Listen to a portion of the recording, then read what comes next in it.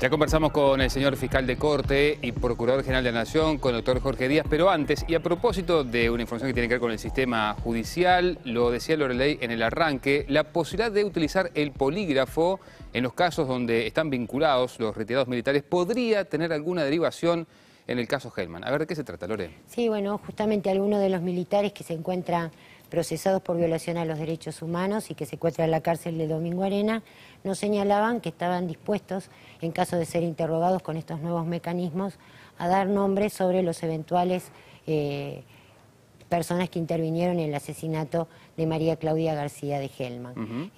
Si bien varios han sido los reclamos que han hecho ellos desde, o por lo menos un grupo, desde que fueron procesados, de que se aplicara el suero de la verdad, la justicia lo rechazó, pero ahora sí fue aceptado la utilización del polígrafo. Por eso nos indicaban que en caso de que en el marco de ese interrogatorio se le pregunte por el caso Hellman, la versión que tienen sobre los hechos de cómo ocurrieron y quiénes intervinieron en su muerte estarían dispuestos a decirlo. Está clarísimo que quienes plantean la posibilidad de utilizar este tipo de interrogatorios y este tipo de método de interrogación son los que señalan no tener absolutamente nada que ver en el caso justamente Hellman, ¿no? Claro, porque hay que recordar que, bueno, todo siempre en el tema de la represión durante la dictadura, hubo ciertas competencias entre la OCOA y el Servicio de Información de Defensa, y esas situaciones se mantienen hasta el día de hoy, esas diferencias y esos encontronazos entre los propios militares.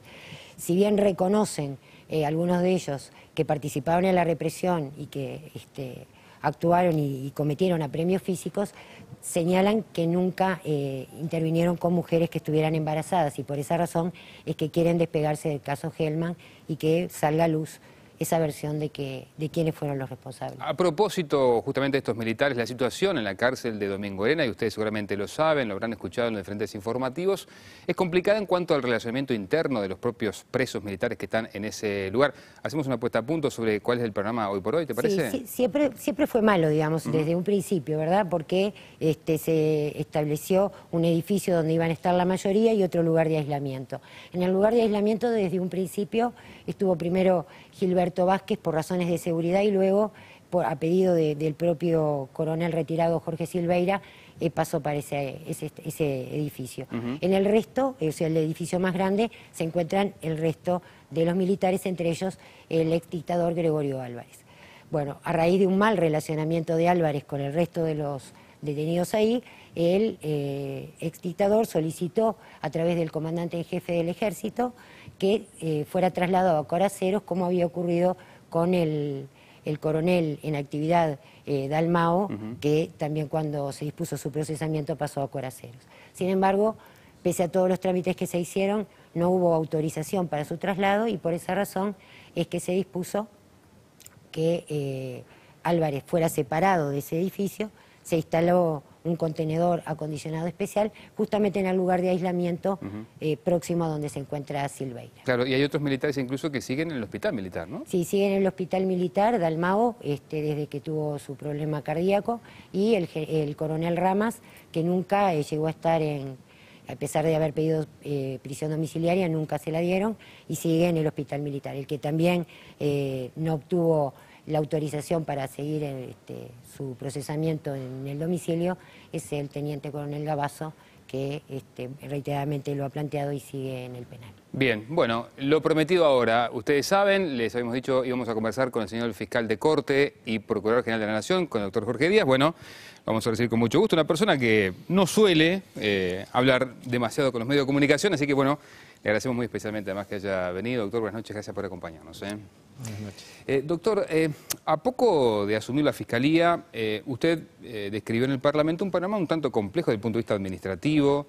Decía que algo así como que el funcionamiento de la Fiscalía distaba bastante de ser lo óptimo. Incluso criticó a algún funcionario en cuanto a su eficiencia, en cuanto al cumplimiento de las tareas. ¿Cuánto ha podido cambiar? ¿Cuánto ha podido avanzar en el tiempo que está al frente de la Fiscalía? Bueno, yo asumí el cargo el 17 de abril de este año. Sí. Y inmediatamente de asumir el cargo, lo primero que uno hace es hacer un relevamiento de la situación de la institución, sobre todo tratándose de alguien que viene de fuera de la misma. Más allá de haber pertenecido durante casi 20 años a una institución paralela o que funciona en forma paralela o que tiene de repente un funcionamiento muy parecido como el Poder Judicial, es claro que son instituciones distintas, que tienen realidades completamente distintas y que, bueno, había que hacer un relevamiento a ver cuál era la situación. Nos encontramos con una situación que hasta el día de hoy se mantiene, que nosotros hemos iniciado los caminos para resolver los problemas que encontramos, pero obviamente esto no se resuelve de un día para el otro. Nosotros afirmamos, y es la situación que tenemos hoy día, que en materia de funcionarios, en cuanto a cantidad de funcionarios, nosotros tenemos el 30% de la plantilla de funcionarios de servicio está vacante. En materia de funcionarios administrativos, el 23% de la plantilla está vacante. Y en materia de funcionarios técnicos, tenemos en este momento el 30% de la plantilla vacante. Así es muy difícil. Es muy difícil, es muy difícil. Ahora, estas situaciones, primero, no se generan en un día, ni se resuelven en un día. O sea, esto es un proceso de acumulación durante muchos años, por el cual se ha llegado a esta situación, y estamos tratando de salir de la misma haciendo las cosas que hay que hacer. Es decir, en materia de funcionarios técnicos, que son los secretarios letrados de la Fiscalía, Sí. Por un lado impulsamos que a partir del 1 de enero del año que viene, por la rendición de cuentas, esos cargos se transforman, dejan de ser técnicos y pasan a ser cargos de magistrado, es decir, pasan a ser cargos de fiscal. Creamos una categoría en la base del escalafón de fiscales adscriptos, por la sencilla razón de que fiscales es lo que son y tarea de fiscales es lo que hacen, entonces había que hacer una especie de sinceramiento con la realidad. Por otro lado, para cubrir las vacantes que allí tenemos,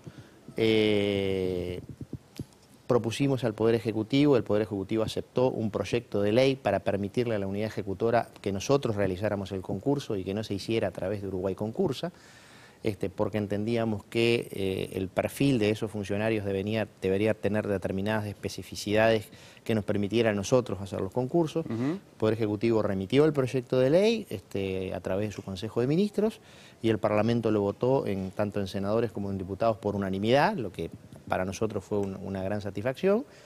Iniciamos al otro día de promulgación de la ley, iniciamos el trámite del concurso que se está en este momento llevando adelante. Mañana es la prueba de conocimiento.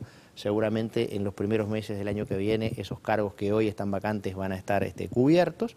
Y por otro lado insistimos y mucho ante la Oficina del Servicio Civil y ante el MEC, ante el Ministerio de Educación y Cultura, para que se hicieran los concursos para cubrir las vacantes de funcionarios administrativos y de servicio, que también en este momento están en curso. Doctor, usted ha dicho que justamente a propósito de los concursos no quiere que solamente el ingreso, por lo menos a partir de 2014, se dé por concurso, sino también que haya una evaluación de la gestión. La pregunta es, ¿cómo se evita la eventual discrecionalidad a la hora de la evaluación? A ver, la discrecionalidad es lo que existe hoy.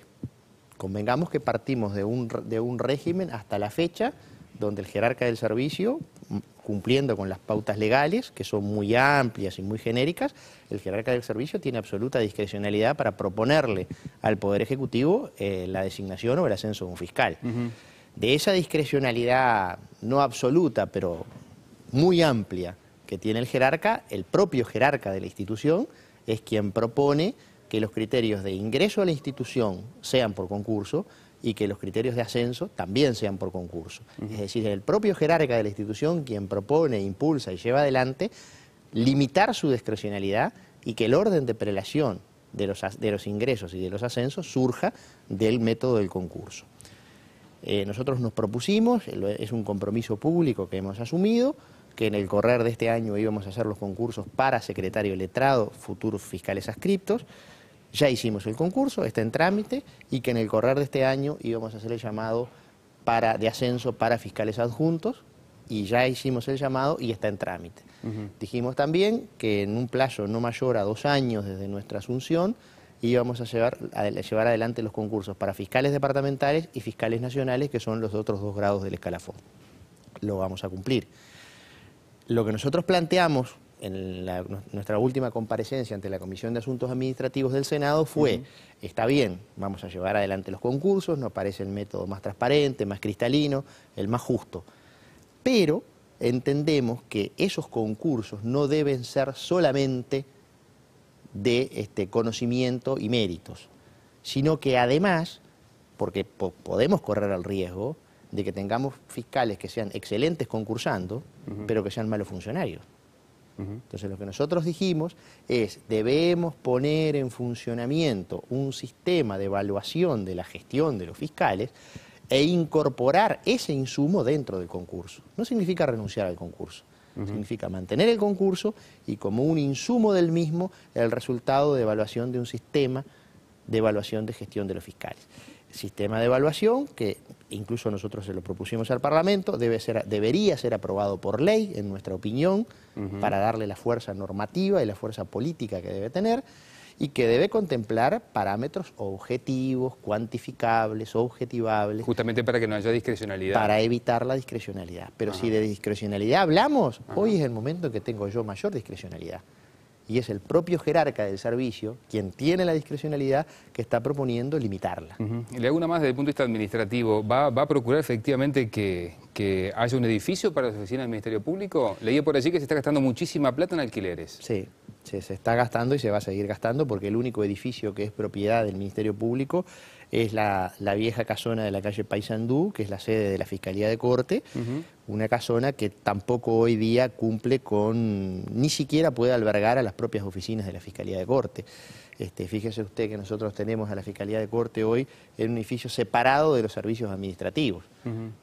Para hacer un trámite, una firma, para que los servicios administrativos recaben la firma del fiscal de Corte, tienen que recorrer 10 cuadras todos los días llevando y trayendo expedientes, lo cual parece un verdadero absurdo. Nuestro plan de trabajo implica, en primer lugar, tratar de generarle a los fiscales, que son en definitiva quienes representan a la institución a diario en los distintos lugares del país, un lugar digno de trabajo. Aunque a usted le parezca, hay muchos lugares que no son dignos. Yo recorrí todo el país, desde Bella Unión a Colonia, desde Fraiventos a Cerro Largo. La única fiscalía que me falta conocer en este momento es la de San José, que por distintos motivos no he podido ir, pero me comprometo a que antes de fin de año lo voy a hacer.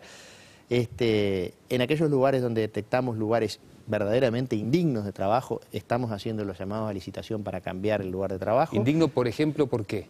Porque las condiciones, o porque se llueve, o porque hay humedad, o porque, aunque a usted le parezca mentira, en invierno se mueren de frío, porque no hay forma de calefaccionarlo, porque queda a distancias del juzgado donde tiene que cumplir sus funciones muy lejos, etcétera, etcétera, etcétera. Obviamente que son muy pocos esos lugares. Bueno, esos lugares los estamos cambiando.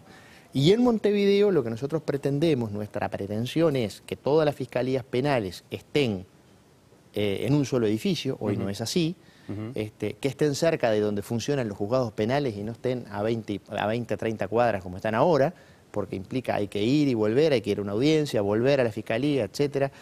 Que las fiscalías civiles estén todas en un mismo edificio, que estén cerca de los juzgados de familia, que es donde prestan su función, y que, en todo caso, si pudiéramos poner a las fiscalías de aduana y de adolescentes juntos con las penales y dejar a todas las fiscalías represivas, entre comillas, dentro de un mismo edificio, sería ideal. Y por otro lado, que la Fiscalía de Corte integre en un mismo edificio, conjuntamente con sus servicios administrativos, de forma tal de racionalizar el funcionamiento diario, que hoy no es razonable. Ahora, pero eso cuesta mucha plata. ¿Cuánta plata estamos hablando? Nosotros no hemos hecho una estimación de cuánto sale comprar. Lo que nosotros le hemos planteado al Parlamento, se lo plantea la Comisión de Asuntos Administrativos, es la posibilidad de buscar dentro del Estado algunos edificios que puedan estar, no estén siendo utilizados o estén siendo subutilizados, que puedan reunir los requisitos que nosotros pretendemos para poder buscar por ahí primero. Si eso no se logra, algún camino estamos recorriendo, si eso no se logra, bueno, mientras tanto tenemos que seguir alquilando, porque a la calle no nos podemos ir. Claro. ¿Cuánto se gasta de alquiler aproximadamente? Y la verdad, en este momento la cifra no la tengo, pero se paga una suma muy importante e incluso hay un edificio en Montevideo muy emblemático, que quienes conocen el Ministerio Público saben a lo que me estoy refiriendo, que se paga cifras de alquiler altísimos, altísimos. Estoy hablando de más de $20.000 por mes. Por mes, $20.000. ¿Un solo edificio? Sí. Doctor, en algún momento... Situación que viene de muchísimos años. Está claro. En algún momento le preguntaron en un reportaje si sería conveniente que los fiscales cambiaran de materia cada cierto tiempo. Usted decía, bueno, no lo tengo del todo claro, pero tiendo a pensar que cada uno ocupe su lugar donde mejor preparado esté. ¿Por qué se dio entonces, por ejemplo, el relevo de algún caso sonado como el del fiscal de menores Gustavo Zubia, que ciertamente, bueno, daba la sensación, hacía mucho que venía trabajando en temas menores y estaba compenetrado en la materia? A su pedido. A pedido de Zubia. Sí. Primero, el doctor Zubia tiene una larguísima trayectoria como fiscal. Empezó como secretario de una fiscalía penal en Montevideo, luego recorrió en el interior varios lugares, Cerro Largo y Maldonado, si la memoria no me falla. Los fiscales en el interior no tienen materia, es decir, cubren todas las materias, aduana, adolescentes, familia, violencia doméstica, etcétera. Si bien hay una tendencia a que el fiscal titular en el interior se haga cargo de la materia penal y los secretarios se ocupen de la materia de familia, el responsable es el fiscal. Y bueno, cubrió todas las materias hasta que ingresa a Montevideo en la materia de adolescentes. Tuvo una actuación destacada y puedo decir con tranquilidad que cuando asumí, yo trabajé con el doctor Zubia como juez y en el mismo lugar y él como fiscal, o sea que lo conozco perfectamente bien. Cuando yo asumí, él me planteó que cuando existiera la oportunidad, si fuera posible, él pretendía en algún momento y volver a la materia penal. Cuando esa oportunidad se planteó y yo entendí que le correspondía, lo hablé con él y lo propuse para ser trasladado a la materia penal, pero esa fue la razón. Bien, doctor, amén de que yo considero de que va a cumplir en la materia penal el rol en una forma estupenda, o sea, estoy convencido de que tiene la camiseta de la institución puesta y que le va a dar a su trabajo en esa materia el perfil que el jerarca pretende, ¿no? El abogado, el doctor Gonzalo Fernández, en su momento, que como se sabe es investigado por conjunción del interés público y el privado a nivel del crimen organizado, denunció ciertas irregularidades en el proceso cuando estaba a cargo el doctor Ricardo Percivale.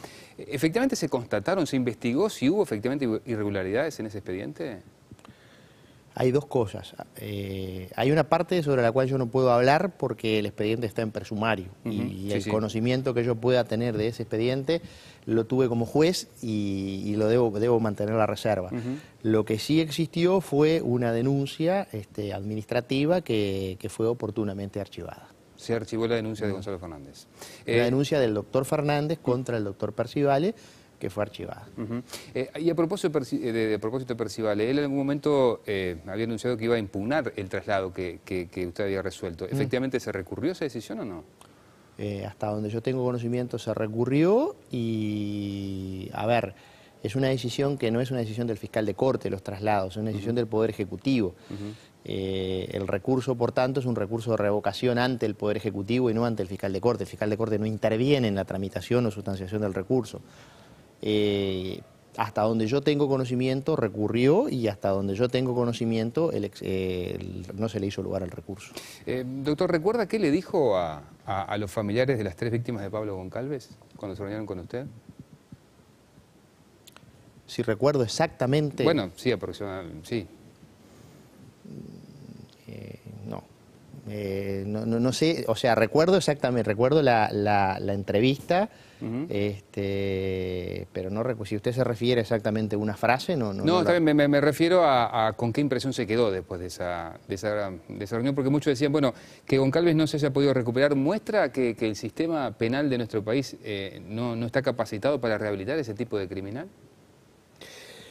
Yo recibí a la familia a las 3 familias, porque en mis 20 años de trayectoria como magistrado siempre recibí a la familia de las víctimas y a la familia de los victimarios. Decidí siempre tener las puertas de mi despacho abiertas. Yo en mi despacho recibía a los imputados cuando solicitaban reunirse conmigo, recibía a los familiares del imputado, a los familiares del condenado y recibía a los familiares de la víctima. Siempre di la cara. Y cuando, en este caso concreto, ya en un nuevo rol como fiscal de corte y procurador general de la Nación, pero en un trámite en el que yo debía intervenir, los familiares me solicitan que los recibiera, los recibí con muchísimo gusto. Los escuché. Yo entiendo que el Ministerio Público, que el fiscal de alguna manera es el representante de la sociedad organizada en el proceso penal y a mí me parece que en cierta forma debería tener dentro de sus funciones el representar a las víctimas, de representación y de asistencia de las víctimas, como pasa en otros ordenamientos positivos, como pasa en Chile, por ejemplo. Toda la tarea de asistencia a la víctima a mí me parece que debería estar en manos del Ministerio Público, que es en definitiva el representante de la sociedad, y no en manos de otros organismos o otras instituciones. Y como entiendo que de alguna forma uno representa a la sociedad y representa a las víctimas, me parecía que mi rol como fiscal en ese caso debía ser ese.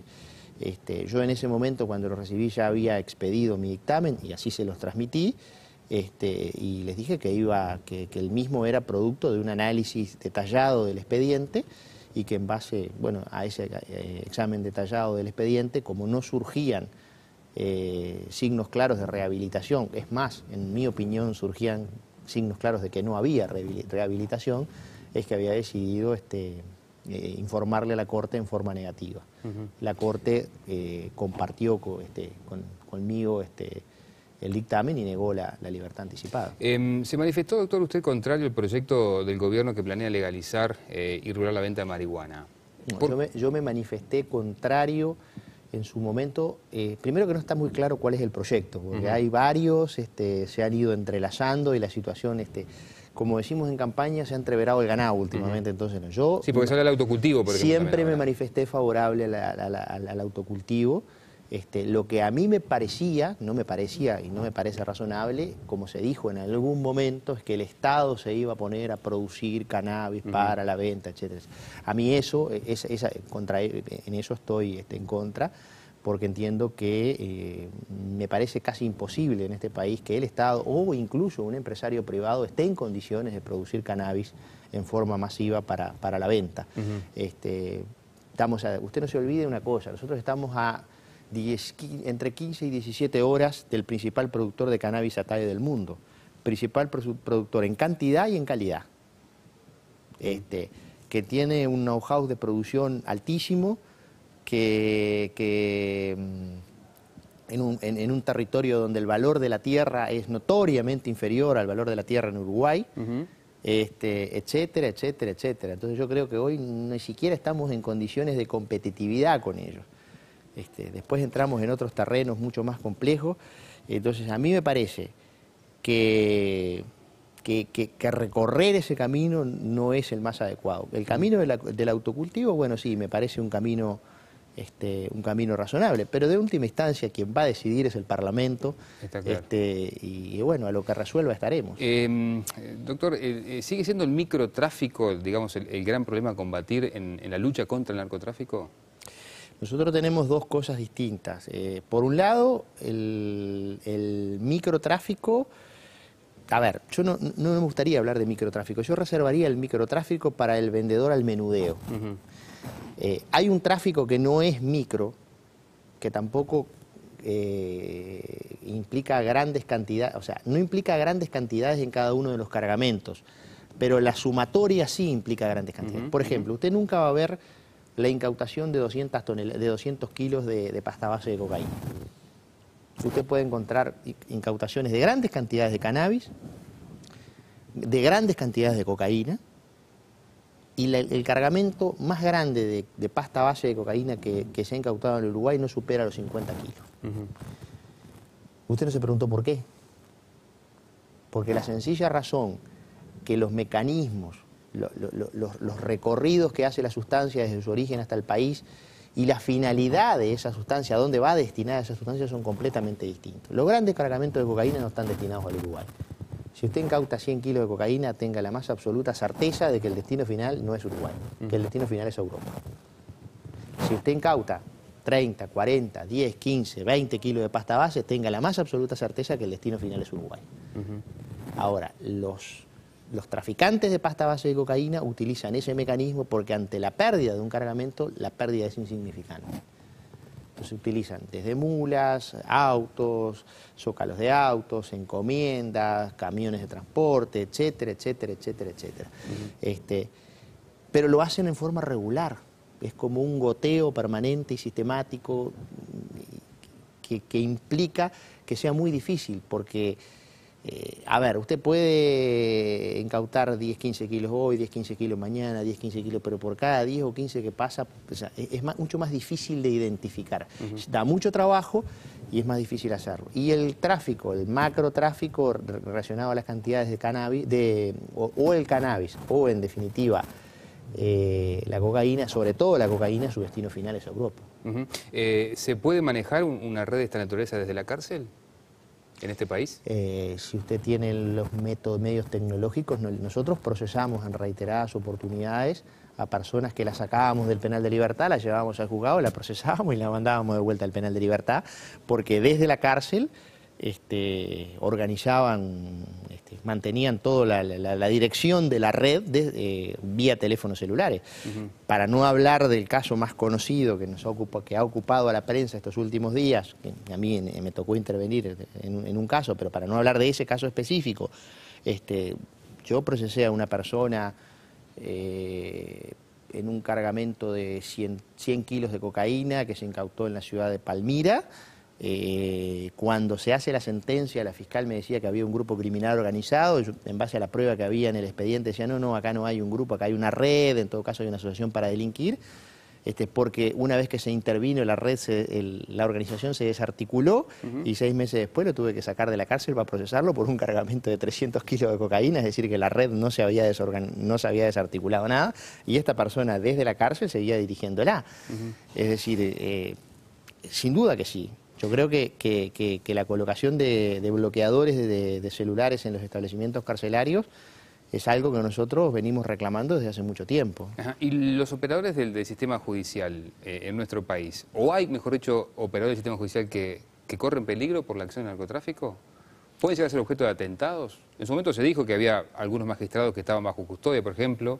Yo no recuerdo si usted tenía custodia, pero ciertamente hay sí magistrados que la tienen. Nosotros tenemos las medidas de seguridad que se han entendido por parte de las autoridades del Ministerio del Interior pertinentes. No me corresponde a mí hacer una evaluación de riesgo, más allá de que cuando se han hecho evaluaciones de riesgo sobre mi persona, siempre he exigido saber en base a qué parámetros esas evaluaciones se hacen. Y ha habido momentos en los que ha habido que tomar medidas más drásticas y otros en los cuales no ha habido que tomar ninguna medida. Yo me he encontrado muchas veces corriendo por la Rambla con la doctora Gatti, o sea, sin ningún tipo de custodia. O sea, yo creo que hay momentos en los cuales las situaciones, en función de determinada operación o determinada información que hay que tomar medidas de algún tipo, no voy a describir cuáles porque no les voy a estar diciendo cuáles son las medidas, no a ustedes, sino a quienes tengan interés de hacer algo, y hay momentos en los cuales que no hay que tomar ninguna medida o muy pocas medidas. Yo me siento, no sé si les sirve, me siento absoluta, total y completamente tranquilo. Camino por la calle sin ningún tipo de problema. Doctor Jorge Díaz, le agradecemos esta compañía. Doctor Jorge Gisleno Díaz, ¿está bien? Efectivamente. ¿De dónde viene eso? Y eso es una herencia de mi abuelo. Ahora, ¿por qué causa, razón, motivo, circunstancia a mi abuelo le pusieron de esa manera? No tengo idea. Pero le prometo que el nombre, por lo menos por mi parte, muere conmigo. Muchas gracias por acompañarnos. No, por favor, a la orden. Enseguida hacemos el cierre aquí entre líneas.